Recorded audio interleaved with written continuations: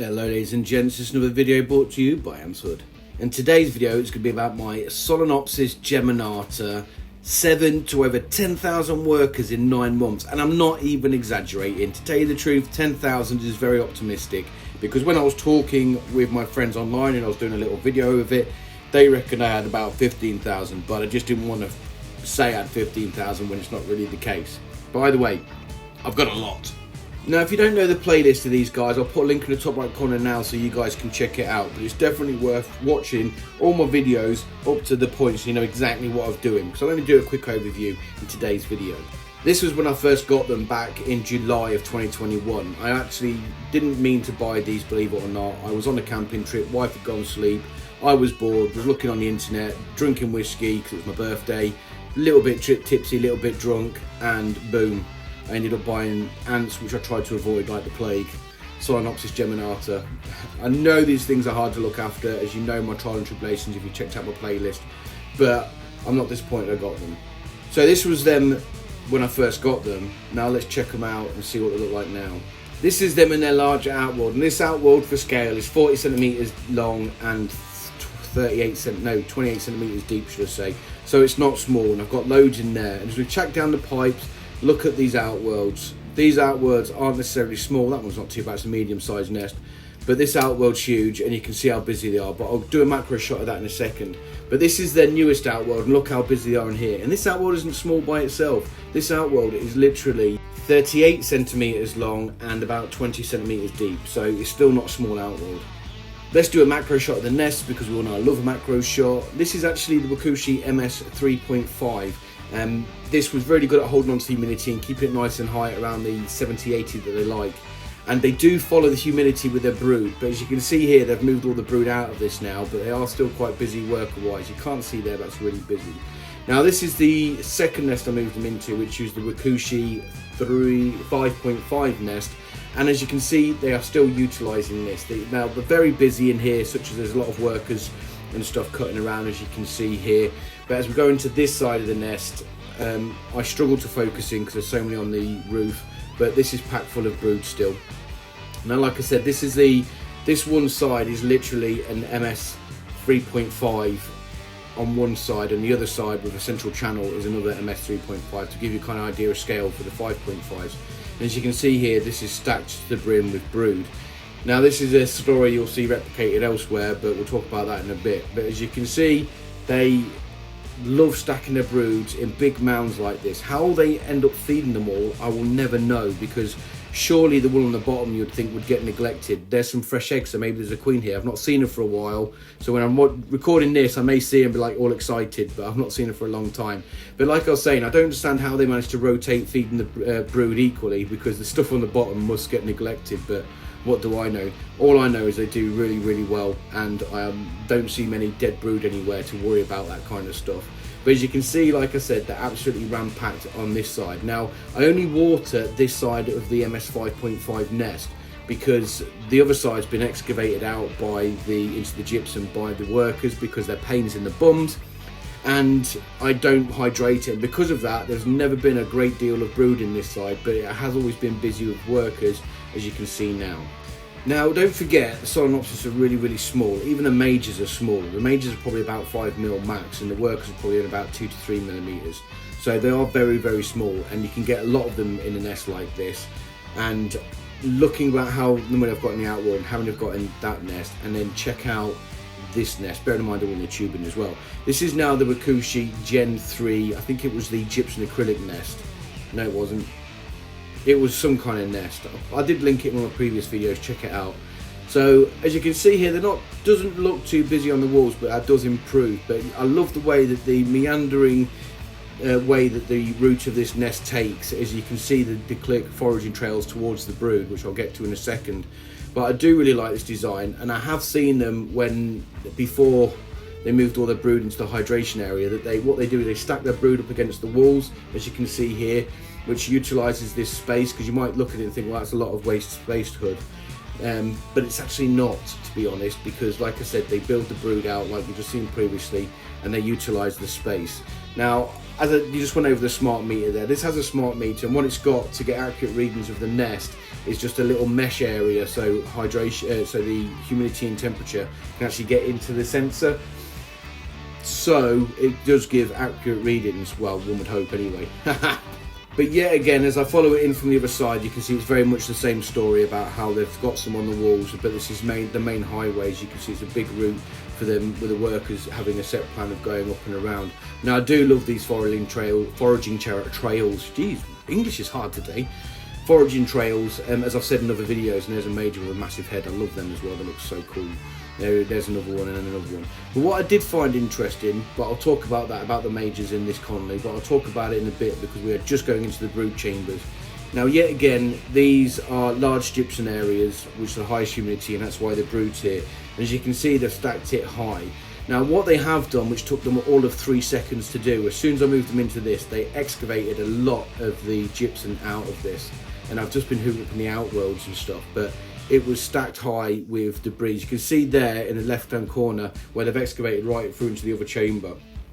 Now, luckily enough, Wakooshi's put a mesh on the hydration area so that they can't escape out of it if they got to the hydration part, which is really lucky that he's done that, otherwise it would have been a world of pain.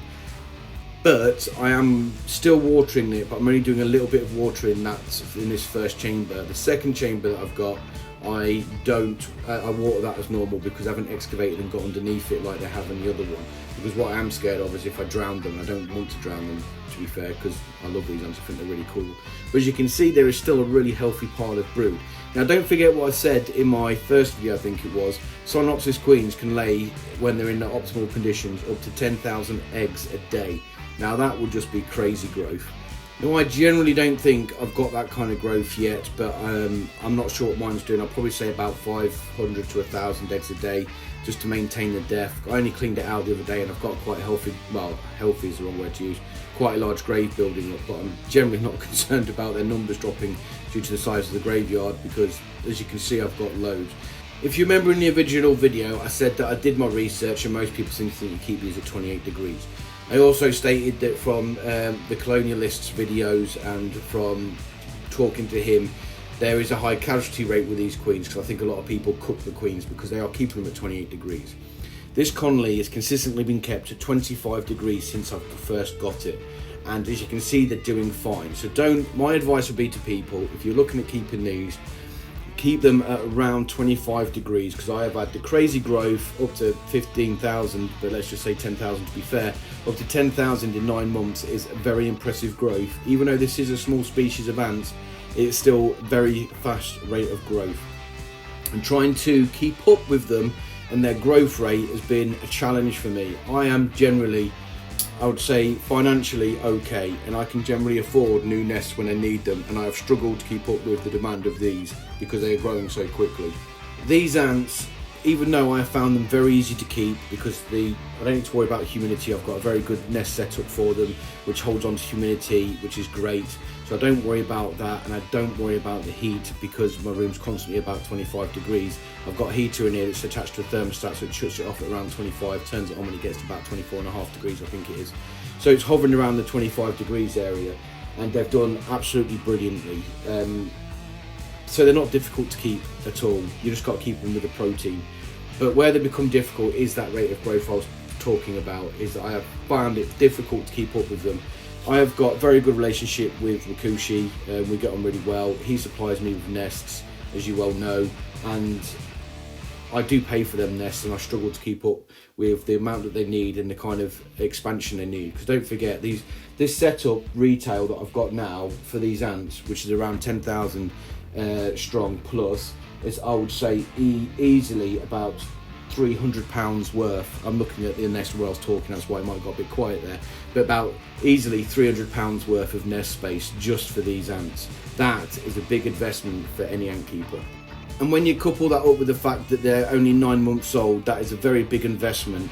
And I would equally, now that the colony's at a good size and they get good protein and stuff, I imagine the queen's going to start ramping up her production of eggs soon.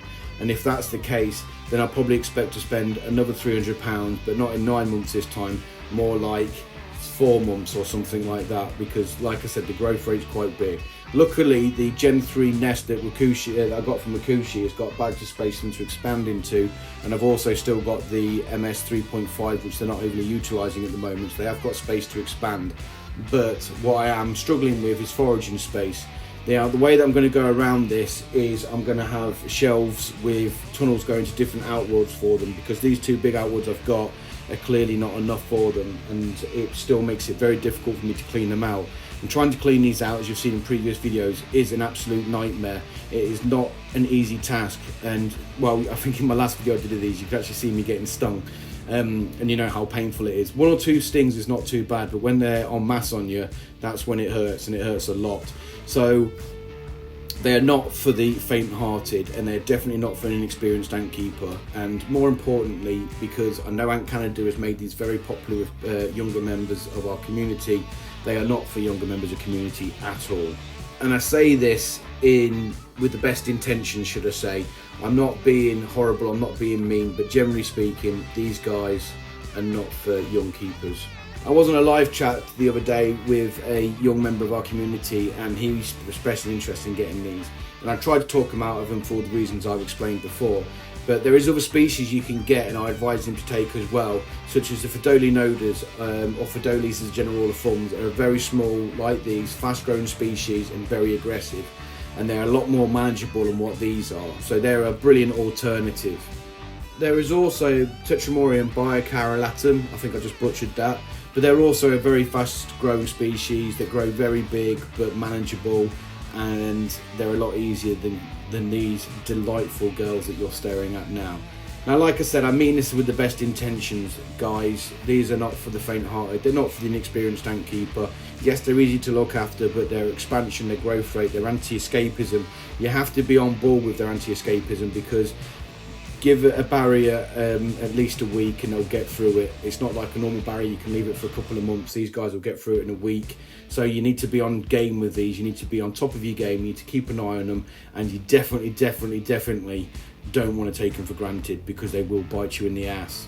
But on a lighter note, I must say that these are one of my most favourite ants in my ant cave. I absolutely love keeping these. I think they're interesting, I think they're brilliant to watch, and I absolutely love them. And it's for things like this. I absolutely love watching foraging trails. I don't know what it is about them, I don't know why I find it so interesting and fascinating, but when you've got distinctive trails like this, I love it. And obviously as you follow it up, they go a bit more crazy. They go up here, of course, but then they got it onto the brood, and the prey, and just look how badly, how much they're swarming this prey. It's absolutely brilliant, and I love them for that. I love them because they keep me on my toes. I love them because I have to keep an eye on them. I just think they're brilliant, and I do love them to pieces, but they're just not for the faint-hearted. And this video just now, this clip, tells you what I mean, because they're always testing the barrier, and this barrier is not very old at all, yet they are just, well, they've basically, I need to reapply it today or tomorrow, probably tomorrow because it's a bit late now. So I really need to look at reapplying this, because they're constantly testing it. That this is what they do, they just walk up, fall down, walk up, fall down. If I actually turn the sound onto this so you could listen to them, it sounds a bit like a bowl of Snap, Crackle and Pop or Rice Krispies, because you can just hear them constantly falling on the plastic and then climbing back up and falling down, climbing back up and falling down, always testing it, the right pains. And when it comes to giving the carbohydrates, I have no choice but to use these jelly pots. And the reason for that is because if you put a liquid feeder in there, which I generally use for most of my ants, they just put all their dead on it, they put rubbish on it, they put the trash on it, and they just generally bury it. Now these are other species, if you put them in a naturalistic setup, they have a habit of burying everything that they get given.